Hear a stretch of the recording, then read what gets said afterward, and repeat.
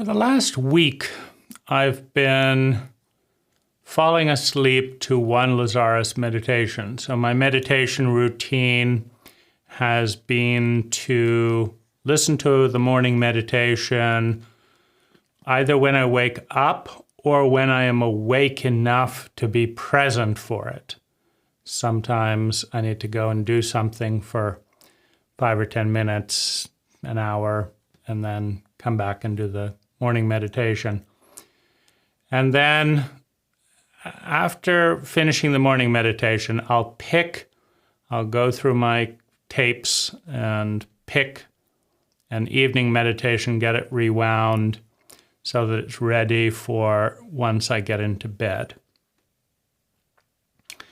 Now this is a definite success in a couple of different ways. One, I would say that my sense of awareness is up about 100% relative to otherwise. Meaning I would say that my insights have doubled or tripled in the process. Two, I'm more connected with self than with the traumatic PTSD ego type dynamics.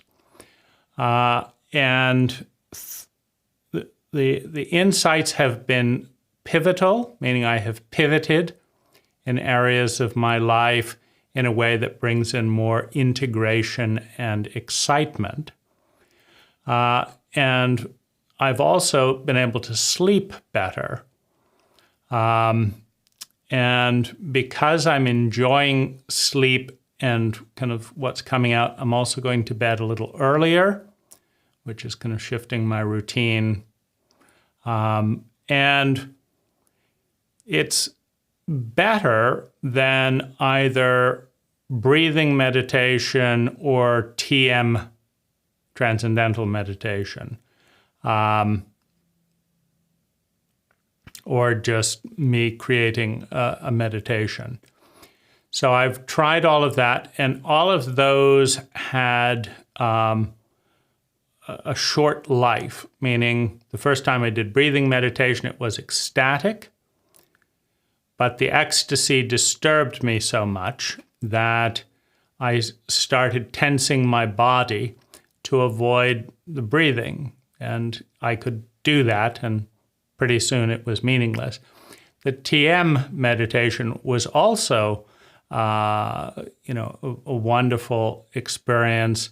But by the third time, I had figured out how to distract myself in so many ways that it was more of a joke, right? It's like, why sit down for 20 minutes and then tense up this muscle and avoid that and do this, when it's very clear that I don't actually want to have a transcendent experience.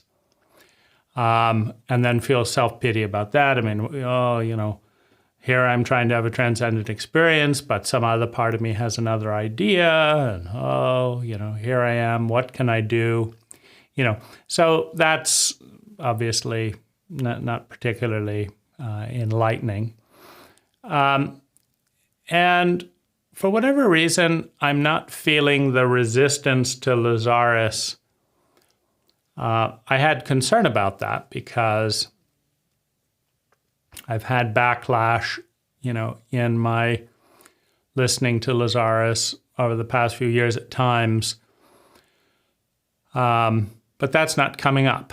And I think one of it is, the meditations are incredibly beautiful.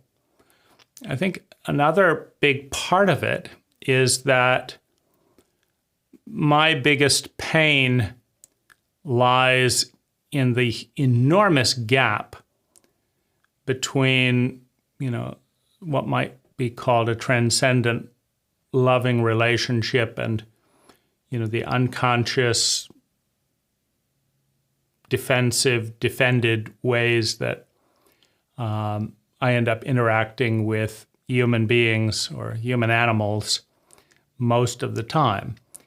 And the interactions with my unseen friends are healing that pain because they're at that quality.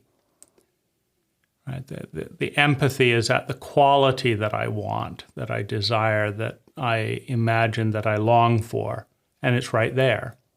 The beauty is at the quality level that I look for, and it's there. The trust is at that level, rather than wondering, what the fuck do I have to do to get rid of this defense and that defense, so that they're looking at me as a human being, right?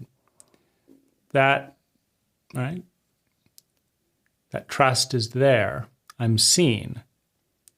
And that heals the biggest pain. And so, becoming aware of more and more pain, I think, is a questionable proposition, right? And many types of meditation make you aware, but they don't actually heal what they're making you aware of. You're just aware of, gosh, it really, really hurts, and I don't know what to do about it.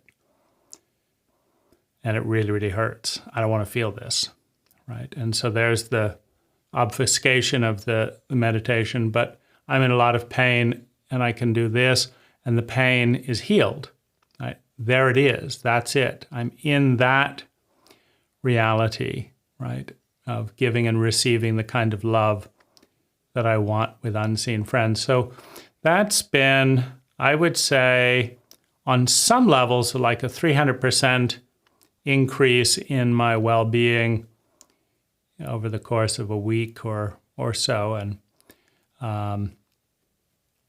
what I'm taking from that awareness is a little bit more conscious selection to pick meditations that allow me to interact with unseen friends.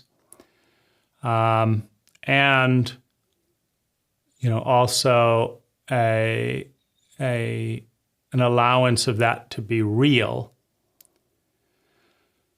right? Such that the demand is not on our culture to, show up the way a competent lover shows up, right? To show up the way a competent friend shows up, because our culture is not very good at producing competent lovers and competent friends and competent guides and competent teachers.